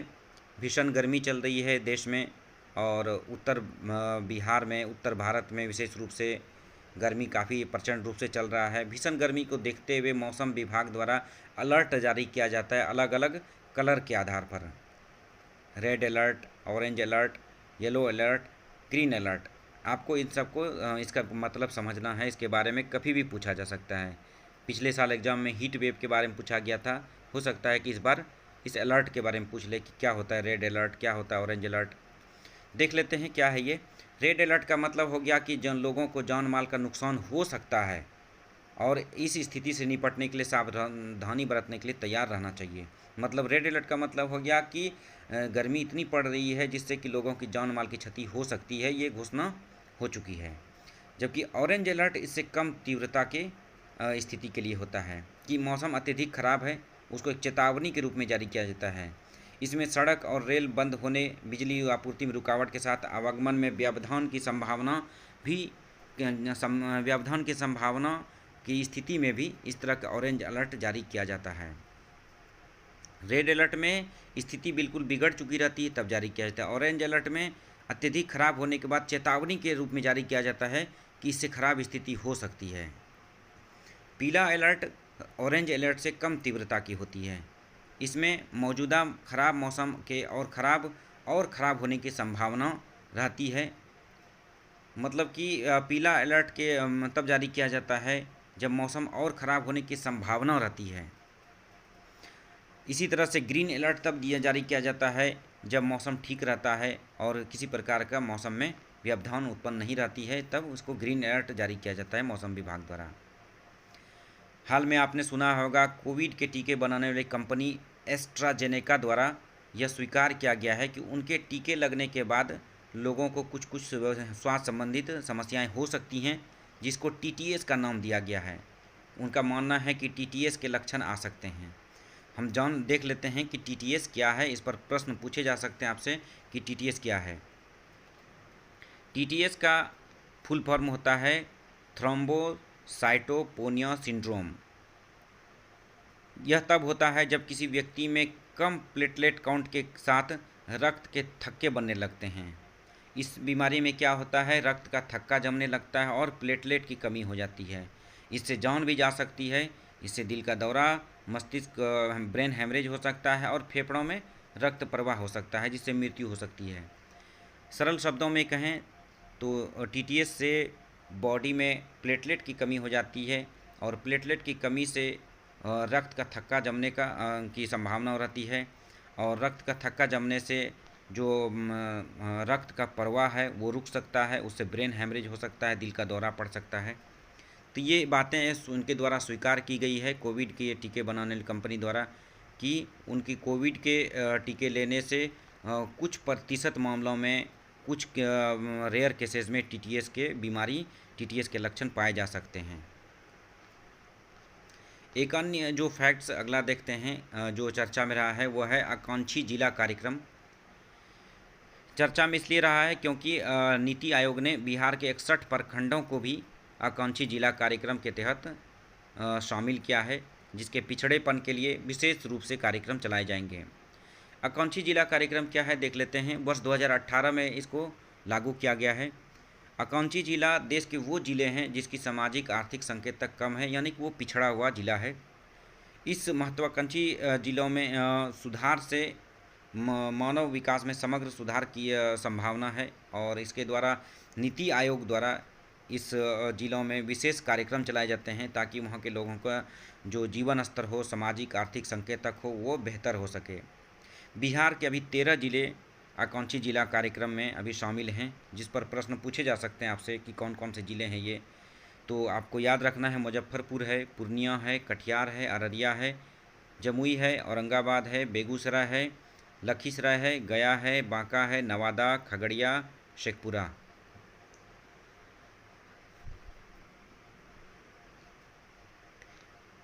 अब अगला फैक्ट्स देख लेते हैं क्या है कि निर्यात प्रोत्साहन नीति को बिहार सरकार ने मंजूरी दिया है। 2024 निर्यात प्रोत्साहन नीति को, यह उद्योग विभाग की नीति है और इसके तहत निर्यात की सब्सिडी मिलेगी। जो निर्यातक हैं उसको सहायता दी जाएगी और प्रदर्शन आधारित सब्सिडी दी जाएगी। जिसका प्रदर्शन अच्छा रहेगा उसको और सब्सिडी दी जाएगी। तो आपसे पूछा जा सकता है इस पर प्रश्न इस प्रकार से कि हाल में निर्यात प्रोत्साहन नीति किसके द्वारा लाया गया और इसका उद्देश्य क्या है। तो इसका उद्देश्य है सहायता देना, सब्सिडी प्रदान करना निर्यातकों को। एक अन्य फैक्ट्स है गोल्डन आवर। आप सभी लोग हर दिन न्यूज़पेपर पढ़ते हैं और न्यूज़पेपर में एक जो न्यूज़ वो हमेशा हाईलाइटेड रहती है वो है दुर्घटना के संबंध में, सड़क दुर्घटना के संबंध में। सड़क दुर्घटनाएं काफ़ी अत्यधिक होती हैं। इसी संदर्भ में एक वर्ड गोल्डन आवर की काफ़ी चर्चा होती है जब भी सड़क दुर्घटना होती है। आपको मालूम होना चाहिए एक सड़क दुर्घटना जब होती है तो अगर 1 घंटे के अंतर्गत उस व्यक्ति को जो जिसकी दुर्घटना हुई है उसको अगर इलाज मिल जाए तो उसको बचाया जा सकता है। उसको बचने की संभावना कई गुना ज़्यादा रहती है। इसी 1 घंटे की अवधि को गोल्डन आवर नाम दिया गया है। अब अगला फैक्ट्स है महिला प्रीमियर लीग। इसके बारे में फैक्ट्स देख लेते हैं। रॉयल चैलेंजर बेंगलोर की टीम ने दिल्ली कैपिटल्स को हराकर महिला प्रीमियर लीग का चैंपियन जीता है। आपसे पूछा जा सकता है कि इस बार की महिला प्रीमियर लीग किसने जीता है, तो इसका उत्तर होगा रॉयल चैलेंजर्स बेंगलोर की टीम। इसमें सर्वाधिक रन बनाने वाले खिलाड़ी को ऑरेंज कैप दिया जाता है। इसको ऑरेंज कैप मिला है एलिसे पेरी को। और सर्वाधिक विकेट लेने वाले खिलाड़ी को पर्पल कैप दिया जाता है और ये पर्पल कैप दिया गया है श्रेयंका पाटिल को। और पूरे मैच का player of the match Sophie Molineux थी। नाम कठिन है, 1-2 बार रिवाइज करेंगे तो याद हो जाएगा आपको। अगला फैक्ट्स है सरस्वती सम्मान के संबंध में। 33वें सरस्वती सम्मान प्रदान किया गया है साहित्य रौद्र सात्विकम को। यह मलयालम भाषा में लिखी गई पुस्तक है, जिसको लेखक हैं प्रभा वर्मा।